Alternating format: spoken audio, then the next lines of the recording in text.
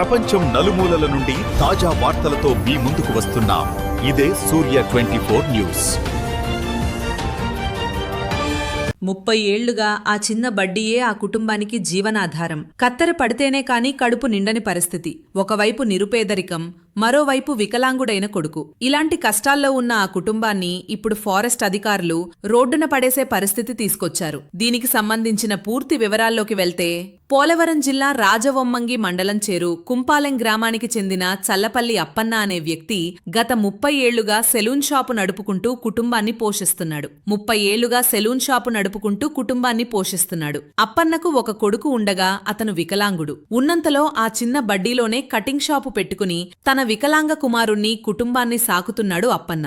అయితే ఇటీవల కాలంలో షాపు పక్కనే ఉన్న చెట్టు పాడవడంతో పాత బడ్డీ దెబ్బతింది. దీంతో గత్యంతరంతరం లేక అదే స్థలంలో చిన్న రేకుల షెడ్డును తాత్కాలికంగా నిర్మించుకున్నాడు. కాని ఈ మార్పు ఫారెస్ట్ అధికారుల కంటపడింది. ఆ స్థలం రిజర్వ్ ఫారెస్ట్ కిందకు వస్తుందని, అక్రమంగా షెడ్డు నిర్మించారంటూ ఫారెస్ట్ యాక్ట్ ప్రకారం నోటీసులు జారీ చేశారు. వెంటనే ఆ షెడ్డును తొలగించాలని ఆదేశించడంతో అప్పన్న కుటుంబం దిక్కుతోచని స్థితిలో పడిపోయింది. మాకున్న ఏకైక ఆధారాన్ని లాగేసుకుంటే వికలాంగుడైన కొడుకును తీసుకుని ఎక్కడికి వెళ్లాలని అప్పన్న కన్నీరు మున్నీరవుతున్నాడు. ఇప్పటికే ప్రజాప్రతినిధులను, ఉన్నతాధికారులను ఆశ్రయించిన అప్పన్న కుటుంబం తమపై దయచూపాలని, మానవతా దృక్పథంతో ఫారెస్ట్ అధికారులు తమ షాపును తొలగించకుండా చూడాలని వేడుకుంటున్నారు. మరి అధికారులు స్పందిస్తారో లేదో చూడాలి.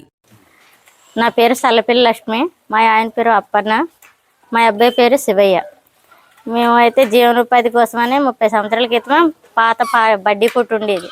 ఆ గడ్డి దట్టి వల్ల తీసేసి కోతులు ఇవన్నీ పాడు చేయడం వల్ల మేము మళ్ళీ రేకు సెట్ కింద వేసుకుంటే ఫారెస్ట్ వాళ్ళు వచ్చి ఈరోజు తీసేయండి, ఇది ఉండకూడదు, మాకు ఫారెస్ట్ బిల్డింగ్ అడ్డుగా ఉంది, మీరు కొత్తగా కట్టారని ఇబ్బంది పెడుతున్నారండి. మాకు ఇది తప్ప మాకు జీవనాధారం ఏదో లేదండి. ఇదే మాకు ఆధారం. ఈ బిడ్డడు చూస్తే ఆవుకు బిడ్డడు. మరి అదండి మా పరిస్థితి. మీరే న్యాయం చేయాలి మాకు.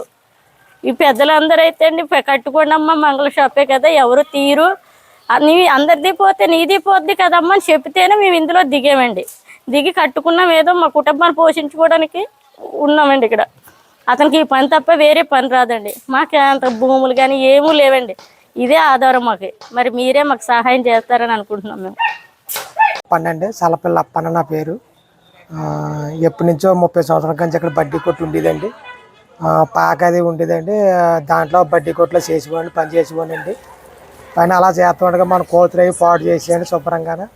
కోతులు పాడు చేయడం, వర్షానికి అయ్యే పడిపోవడం, రాయడం బాగా శుభ్రం కుళ్ళిపోయినట్టు అయిపోయిందండి. బడ్డీ కొట్టు శుభ్రం పోయిందండి.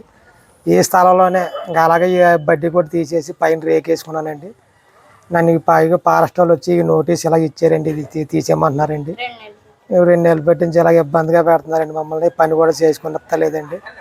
మరి నాయకులు మీరు ఏదోటి మమ్మల్ని మాకు ఏదోటి ఆధారం కల్పించాలండి. ఏదో పని చేసి మాకు ఏదో మీరే చెయ్యాలా.